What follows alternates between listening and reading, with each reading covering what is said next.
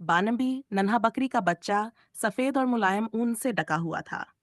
वह ऊर्जा से भरपूर था। उसकी छोटी सी पूंछ लगातार हिलती रहती और उसकी बड़ी जिज्ञासु आंखें कभी कुछ भी नहीं छोड़तीं।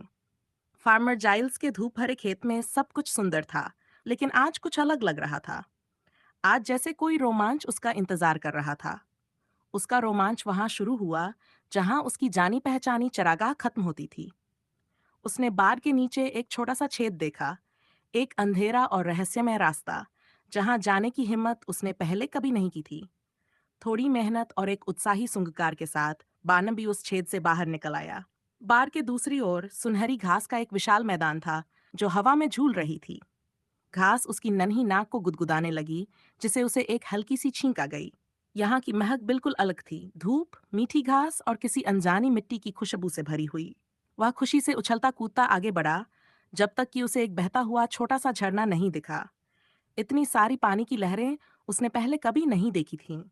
वह थोड़ा झिझका, फिर धीरे धीरे एक खुर पानी में डाला, फिर दूसरा। पानी ठंडा और ताजगी भरा था। जैसे ही उसने पानी पिया, उसे हल्की सी गुनगुनाहट सुनाई दी। उसने ऊपर देखा तो एक बड़ा प्यारा सा भौंरा रंग बिरंगे जंगली फूलों के पास मंडरा रहा था।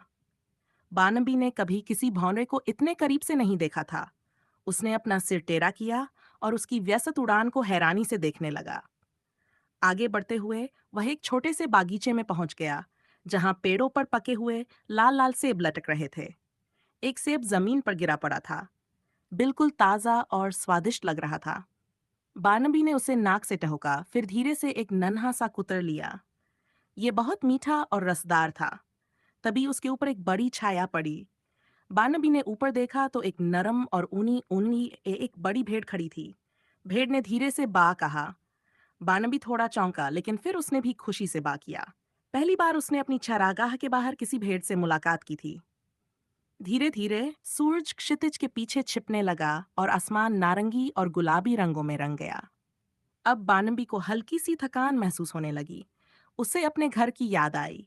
तभी उसे एक जानी पहचानी आ सुनाई दी। यह उसकी माँ थी। वह उसके पैरों के निशानों का पीछा करते हुए उसे खोजने आ गई थी। बानम्बी खुशी से मिमियाया और तेजी से उसकी ओर दौड़ पड़ा। एक साथ बानम्बी और उसकी माँ सुनहरी घास के मैदान से गुजरे, बहते झरने को पार किया और बागीचे से होते हुए वापस अपने फार्म पहुंचे। अब ये जगह उसे कुछ अलग लग रही थी।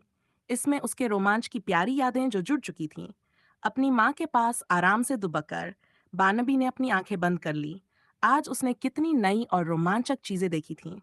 वह जानता था कि ये उसकी आखिरी खोज नहीं होगी, लेकिन आज की रात वह मीठे सेब, गुनगुनाते भौंरे और दोस्ताना भेंट के सपनों में खो जाने के लिए तैयार था।